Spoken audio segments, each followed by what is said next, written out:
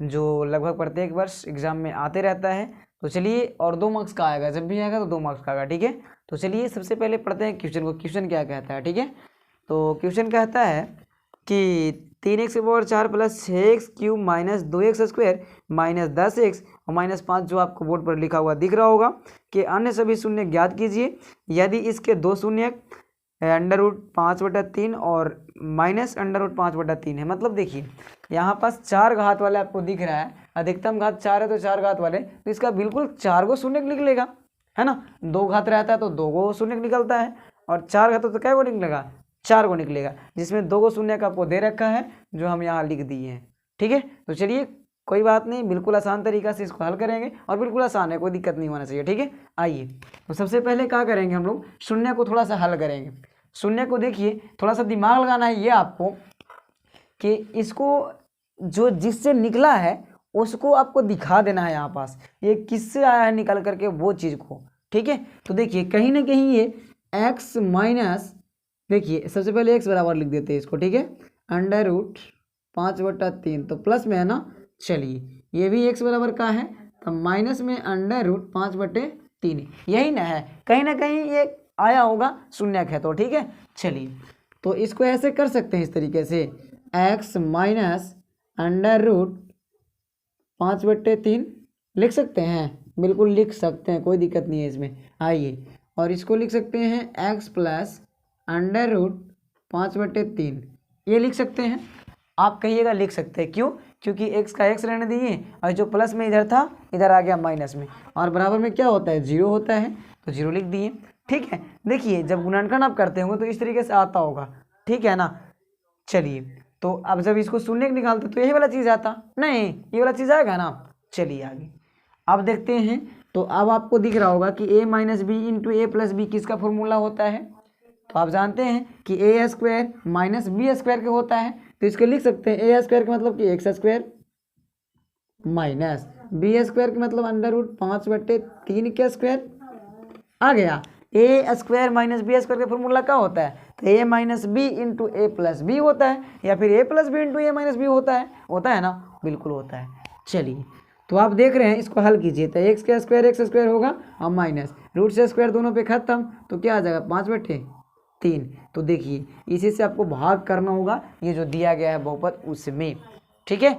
चलिए तो हल करते हैं, ध्यान से देखिएगा, और बिल्कुल आसान है, कोई दिक्कत नहीं है। आइए x² और माइनस 5/3।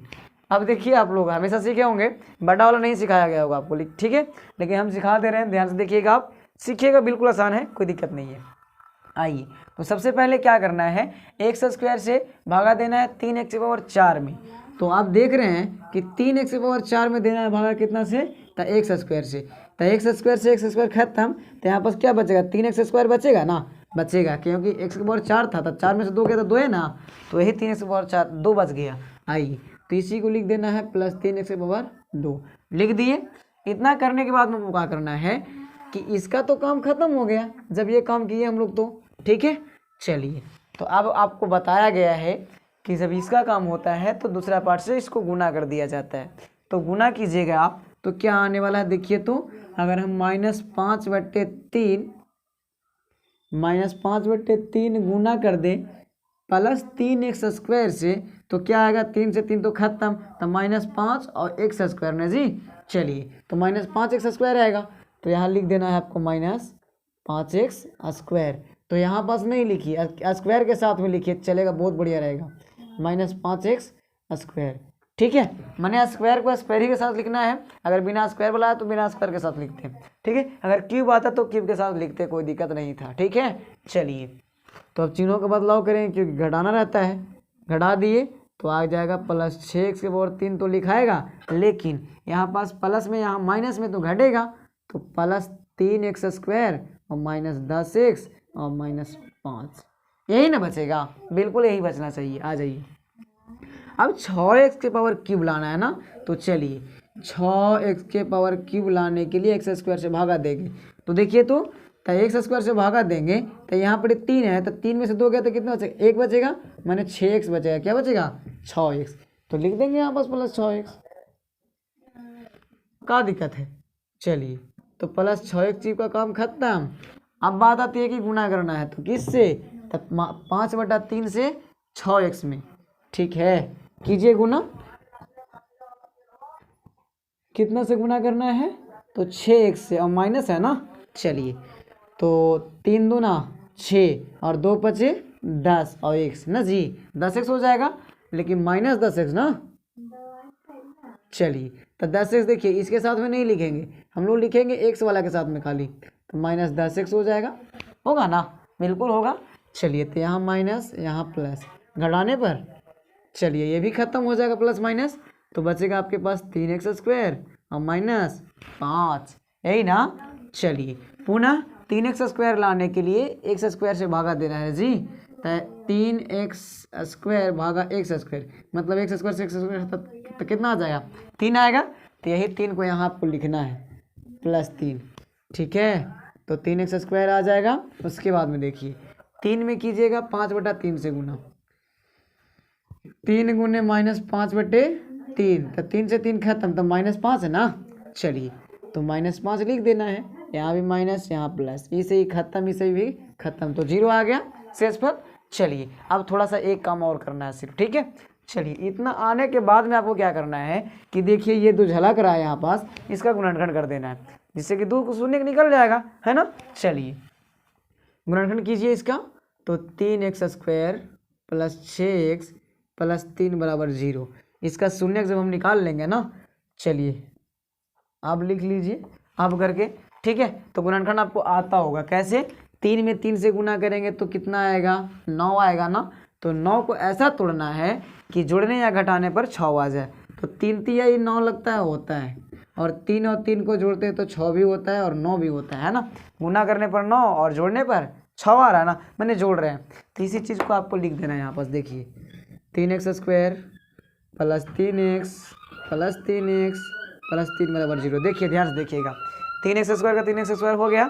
अब 6x को लिख सकते हैं कि 3x + 3x, 6x हो जाएगा। उसके बाद है +3 का +3 = 0।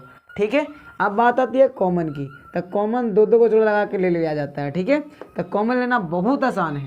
ठीक है, देखिए बताते हैं कैसे लेना है कॉमन। सबसे पहले 3x² है और 3x है ना। चलिए, तो आप देखिए तोड़िए इसको, तो 3 × x टूटेगा, और इसको तोड़िएगा तो 3 × x टूटेगा। तो 3 और 3 मिल रहा है दोनों में, और x भी मिल रहा है, मतलब कि 3x कॉमन हो जाएगा। क्या हो जाएगा, 3x कॉमन होगा। चलिए, जब 3x कॉमन हुआ तो ऊपर में बचा क्या, तो x बचा। क्या बचा, तो x लिख देना है, बीच में प्लस का चिन्ह तो प्लस का चिन्ह, और नीचे में कुछ ना बचा था, कुछ होने के लिए क्या लिखते हैं, 1 लिखते हैं कॉमन लेते टाइम में। ठीक है, चलिए यहाँ प्लस है तो प्लस। अब 3x यहाँ है, 3 यहाँ, तो ये 3 ना दे सकता है जी, 3 इसमें भी 3 इसमें भी, तो 3 कॉमन हो जाएगा। इसके पास क्या बचेगा, x, और यहाँ पर कुछ हो ना, तो 1 तो बचेगा ना।